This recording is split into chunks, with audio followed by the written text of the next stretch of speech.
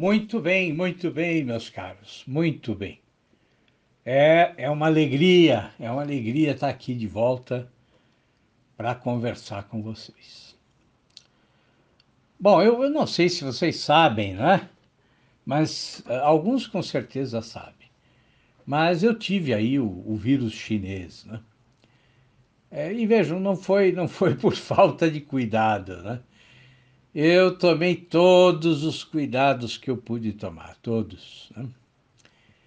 Mas a minha esposa teve que voltar aí ao trabalho por meio período, né?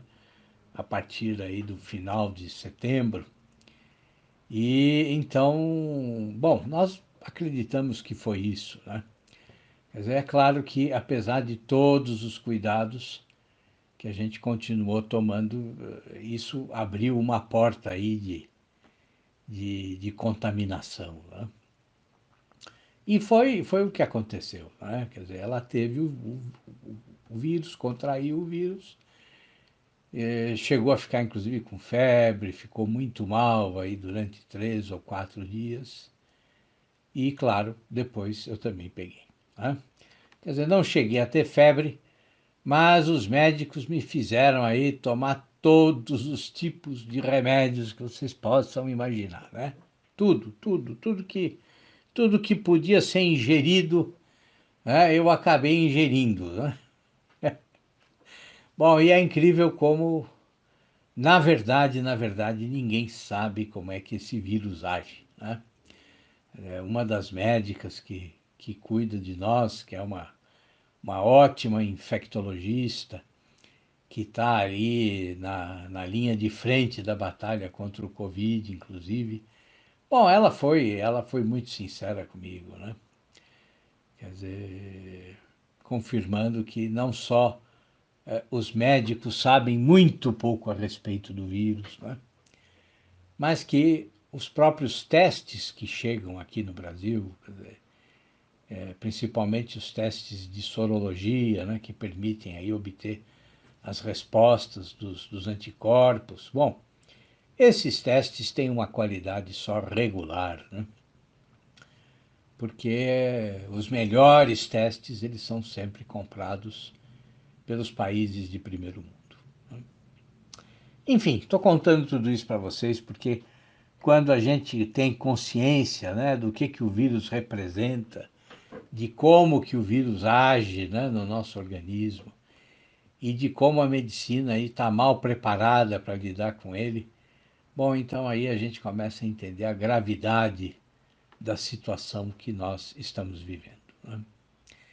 E o vírus deixa aí uma infinidade de tipos diferentes de sequelas, né? A minha esposa, por exemplo, está com uma gripe, parece uma gripe eterna, né? E uma tossinha que não passa, né? E para mim ficou assim como que uma fadiga generalizada, né? Então, quando eu acordo, até que eu me sinto disposto, né? Depois do café da manhã eu consigo trabalhar, mas assim, à medida que o dia avança, a minha energia ela diminui muito, diminui sensivelmente, né? E eu sinto aí como que um, um cansaço generalizado, né? Vejam, não é dificuldade para respirar, não é isso. Mas é realmente uma fadiga, né, que muitas vezes me impede até de fazer as coisas assim mais básicas, né?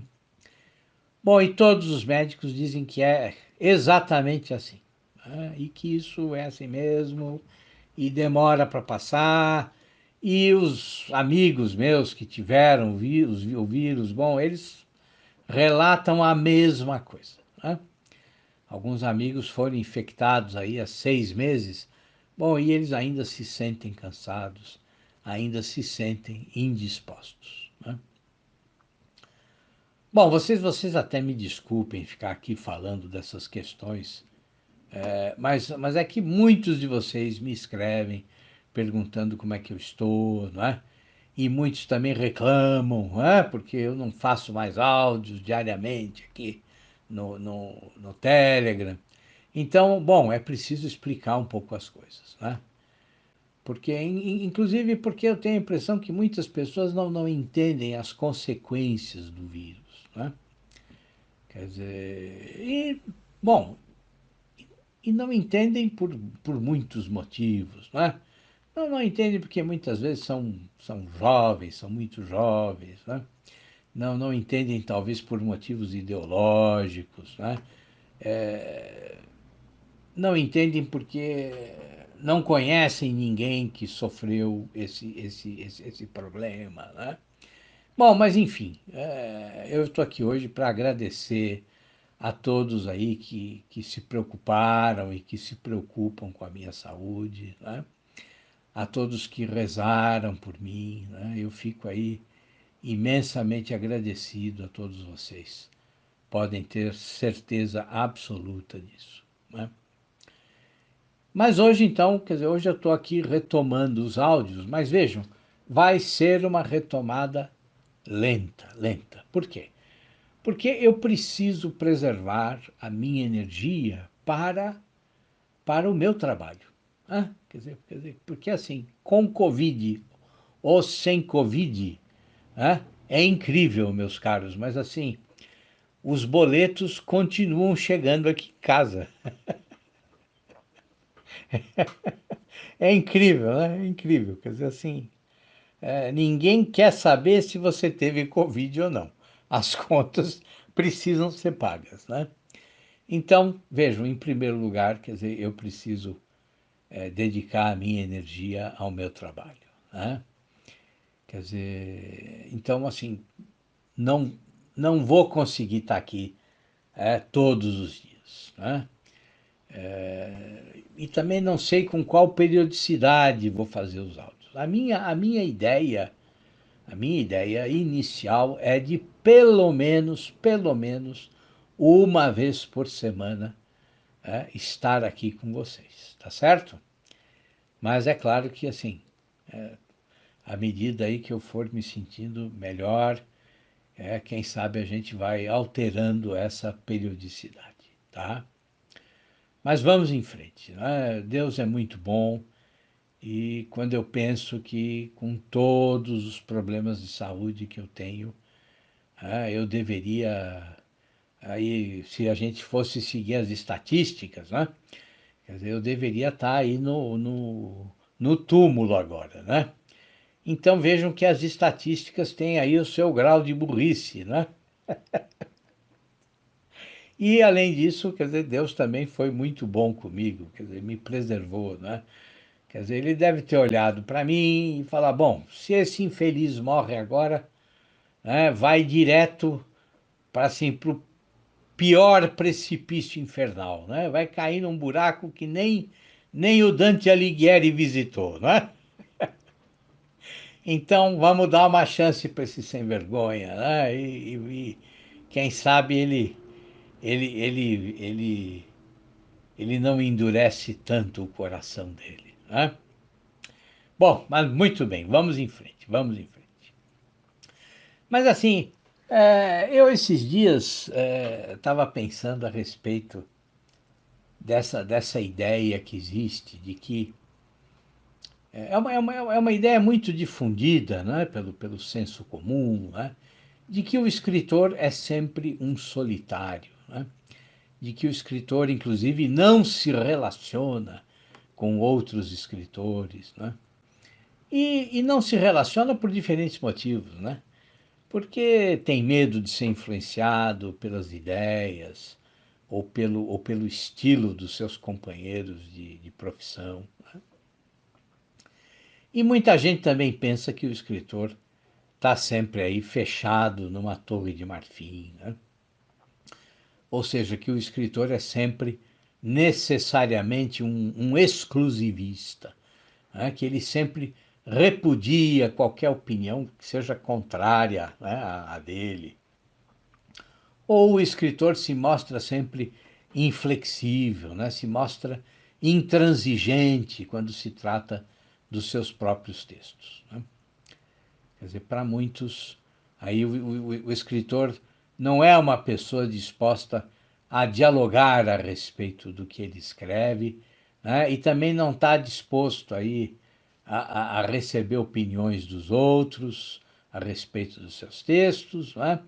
E muito menos não quer também dar opinião, dar a sua opinião a respeito dos textos de outros escritores. Então se criou essa ideia, né, de que o escritor é necessariamente, ou na maioria das vezes, né, é um adepto do desejo ou de uma tendência, né, de excluir sistematicamente os outros escritores da sua vida. Bom, é evidente, né, que o trabalho de escrita exige uma dose de solidão. Né? Quer dizer, é impossível que seja diferente. Por quê? Porque escrever nos obriga aí a algum tipo de reflexão. Né? Não me refiro aí à reflexão filosófica, não é isso, mas à reflexão a respeito do sentido das palavras que a gente quer usar, né? A reflexão na própria maneira como nós selecionamos as palavras. Né? Então vejam, quer dizer, se nós escrevemos, quer dizer, bom, é fundamental, é essencial que haja o que a gente pode chamar aí de uma concentração do espírito sobre ele mesmo. Né? Quer dizer, nós nos concentramos sobre o nosso próprio espírito, sobre o nosso próprio pensamento, né? E sobre as representações do nosso pensamento, da nossa mente. Né? Nós nos concentramos sobre as nossas ideias, os nossos sentimentos. Mas vejam, essa necessidade, né, inclusive uma necessidade a respeito da qual eu tenho certeza que eu já falei aqui no canal em outras oportunidades. Essa necessidade, ela não aparta o escritor do convívio com as outras pessoas e com os outros escritores. Né? Quer dizer, na verdade, a história da literatura ela está repleta de experiências aí as mais diversas, né? Quando se trata de relações sociais ou de amizades, né, entre escritores. E há os casos mais variados, quer dizer, né, a gente tem, por exemplo, aí o Henry Miller, né? O Henry Miller, bom, ele dizia que ele conheceu vários escritores, mas ele nunca teve ligação verdadeira com nenhum deles. Né? E que assim, que na verdade a vida toda ele simpatizou só com dois, né? O Sherwood Anderson e o John dos Passos. Né? Mas o Miller, né? Bom, o Miller não pode ser considerado aí um paradigma, né? Porque ele próprio se definia como um lobo solitário. Né? Isso pode ser inclusive comprovado pela reação que ele teve quando conheceu o George Orwell, né? O autor do 1984. Né? Quer dizer, o Miller diz numa entrevista que, bom, o Orwell até podia ser um sujeito admirável, né? Mas ele também era um imbecil. Quer dizer, o Miller achava o Orwell um idealista tolo. Né? E tolo porque, para ele, né, isso é uma coisa que ele dizia, né? Ele dizia que homens de princípios sempre o aborreciam. Né? Sempre o aborreciam. Bom, mas vejam que esse tipo de comportamento não é o padrão. Né? Quer dizer, na verdade, eu acho que nós estamos sempre procurando os nossos iguais. Né? Aqueles que têm os mesmos valores que nós temos, aqueles que de alguma forma pensam como nós pensamos. Né? E, bom, e acontece que é raro encontrar essas pessoas. Né? A gente pode passar aí décadas até descobrir um amigo verdadeiro, né? Alguém que esteja aí disposto, né, a nos ouvir e também esteja disposto a falar de si mesmo. Né? Porque construir uma verdadeira amizade é isso, né? Quer dizer, é falar da gente, né? Mas é também estar disposto a ouvir o outro. Né? Quer dizer, é estar aí preparado para escutar o que o outro tem a dizer. Né? A respeito dele mesmo, né? Das suas dúvidas, das suas interrogações. Né? E também falar das nossas interrogações. Né? sem medo, né, sem receio, sem censura, né, quer dizer, sem medo do que o outro pode pensar a nosso respeito. Então, vejam só, né, outro escritor que gostava do Sherwood Anderson era o William Faulkner. Né? E o Faulkner começa a escrever exatamente porque ele conheceu o Anderson. Né? Então saíam lá para caminhar juntos, né? E bebiam e continuavam conversando. Né? Mas o Faulkner disse que de manhã eles nunca se encontravam. Por quê? Porque o Anderson estava sempre escrevendo. E foi assim então que o Faulkner chegou à conclusão de que, bom, se o Sherwood Anderson levava essa vida e ele era o escritor, bom, então, quer dizer, se vida de escritor era isso, bom, ele também queria escrever, né? Aquilo servia para ele. E ele começou a escrever, não é? E ele disse que, bom, e que foi, para ele, foi uma imensa, uma tremenda descoberta, porque ele descobriu que o negócio era realmente divertido. Né? E eu gosto, eu aprecio essa leveza do Faulkner, né? Quer dizer, usar a palavra divertido para definir o trabalho do escritor. Né? E eu gosto disso porque muitas pessoas se afastam do ofício de escrever exatamente porque imaginam esse ofício como algo necessariamente angustiante, né? Como um trabalho de alguma forma pesado, de alguma forma aí emocionalmente pesado, né? De alguma forma devastador. Né? Quer dizer, esse exercício de você estar aí sempre tendo de rasgar o próprio coração. Né? Quer dizer, quando, na verdade, escrever tem muito de leveza também. Né? Tem muito de você se deixar levar pelo ritmo das suas ideias. Né? Tem muito de você entrar num clima que é quase aí que uma espécie de êxtase, né? Ou um estado de auto-hipnose. Né? Claro que depois necessariamente vem o trabalho da reescrita, o trabalho da correção, né? Mas o primeiro rascunho precisa nascer assim, de uma entrega sua ao prazer da escrita. Né? Bom, tem uma outra história muito bonita, né? Eu acho que é uma história, inclusive, comovente, né? De como dois escritores podem ser amigos, né? E dar vida a coisas incríveis, né? Dar vida a coisas incríveis, né? Quer dizer, é o caso do romance Cascalho, né? Do Herberto Salles. Né?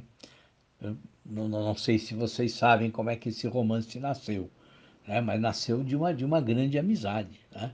Quer dizer, o Herberto Salles, ele morava em Andaraí, na Bahia. Né? Ele escreve esse romance, o Cascalho, que vai ser o primeiro romance dele, e por sugestão, por sugestão não, insistência, né, da esposa do Jorge Amado, não a mais conhecida, mas a primeira esposa do Jorge, que se chamava Matilde, né? Acho que Matilde Garcia Rosa. Né? Por insistência dela, o Herberto inscreve o romance num concurso literário. Né? Mas assim, ele escreve o romance sem acreditar no romance, porque ele gostava e ao mesmo tempo não gostava desse livro. Ele achava que era um amontoado de ideias sem nenhuma ordem. Né? Bom, bom, e é claro, quer dizer, aí quando sai o resultado do concurso, ele não foi classificado. E evidente, né? Isso fez com que, como ele era ainda muito inseguro, né? Isso fez com que as dúvidas dele só aumentassem, né? Em relação ao valor do livro e em relação também à própria capacidade dele para escrever. Então ele conta que entre ele e o livro, né, se estabeleceu aí um conflito, né? Um conflito terrível. Né? E, inclusive porque, quer dizer, ele lia o original e ele ele se achava impotente para melhorar aquilo, né? Bom, então, e o que ele faz? Bom, ele rasga o original e toca fogo, tá? Agora, vejam só como são as coisas, né? Mas o outro original, que foi enviado para o concurso, né? Esse original não foi devolvido para o Herberto, né? Aliás, eu acho que todo concurso literário é assim, quer dizer, o original que você manda não é nunca devolvido, né? Depois é destruído, né? Bom, mas no caso desse romance do Herberto, o original foi preservado. E foi preservado por um motivo muito interessante, né? Porque o secretário do concurso era o Aurélio Buarque de Holanda, né? E eu não sei se vocês sabem, mas esse romance, o Cascalho, né, ele tem uma pesquisa profunda do vocabulário da região da Chapada Diamantina, né? E quando o Aurélio viu isso, ele decidiu preservar o original. Por quê? Porque na época ele já estava fazendo aí a pesquisa para o seu dicionário, né? O famoso dicionário Aurélio.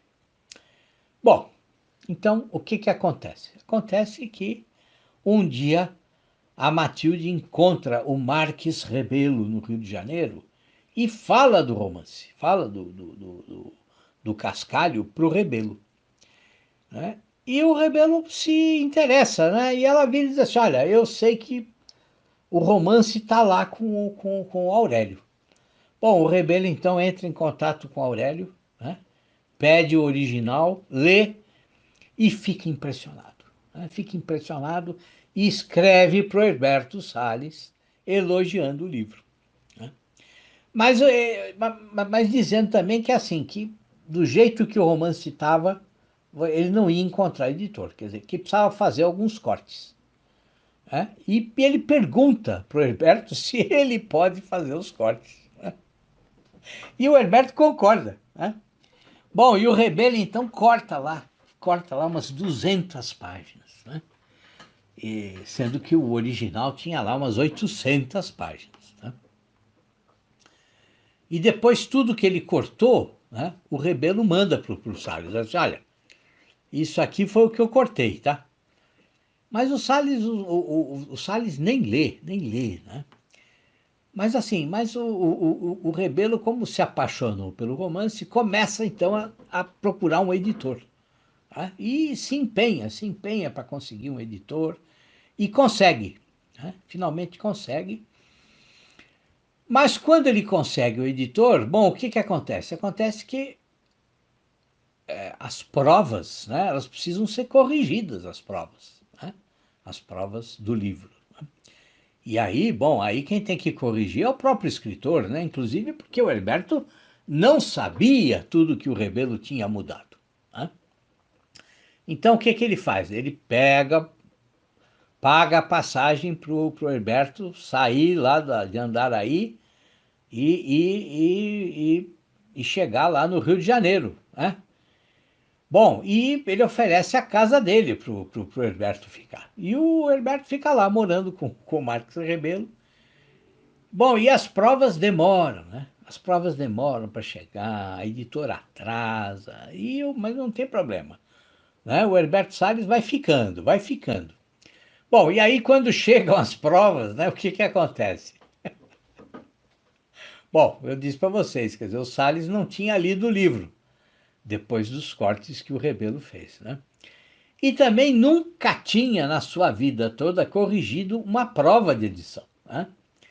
E tem uma série de sinais que o profissional de revisão utiliza, né?